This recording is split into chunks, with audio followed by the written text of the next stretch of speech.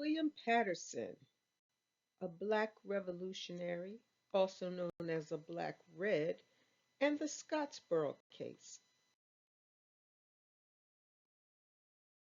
In March of 1939, there were 8 men and 1 boy aboard a train looking for work.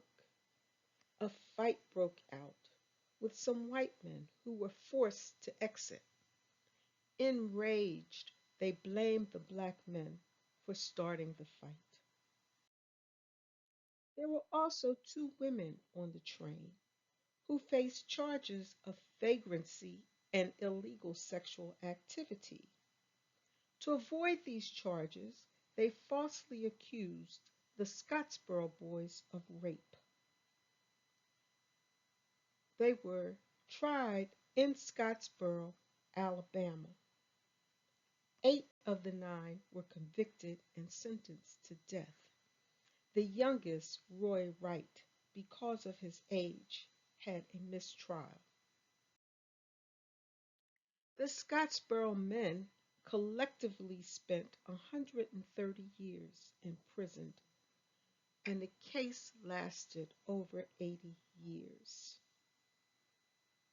Roy and Andy Wright, Eugene Williams, Haywood Patterson, Ozzie Powell, Clarence Norris, Olin Montgomery, Charlie Weems, and Willie Robertson. They ranged in age at the time from 12 to 20 years of age. Lawyer activist William Patterson used the International Labor Defense Organization to internationalize the Scottsboro case. He cabled all international affiliates to demonstrate against American embassies. In Panama, the protesters smashed windows of the U.S. consulate. In Hamburg, they held a rally of over 100,000 people. Russia had graphic posters on black problems and held rallies.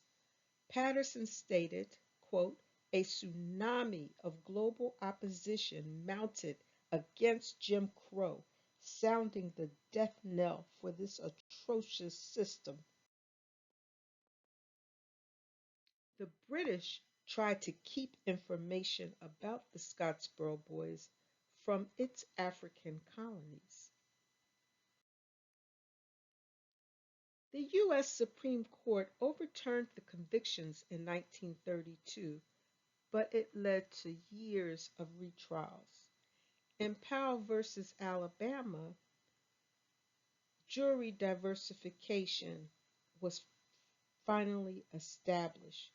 Black people had won the right to sit on juries in the South. Quote, according to Patterson, never before had there been so vigorous a defense of the Negro victims of terror since the Reconstruction era. Patterson even wanted cases of black people to go to federal court, thereby circumventing states' rights. This action laid the groundwork for the final retreat of Jim Crow during the Cold War. The apex of the Scottsboro movement was the 1933 March on Washington. The following year, Patterson stated that Scottsboro has raised the question of international working class solidarity to its highest heights.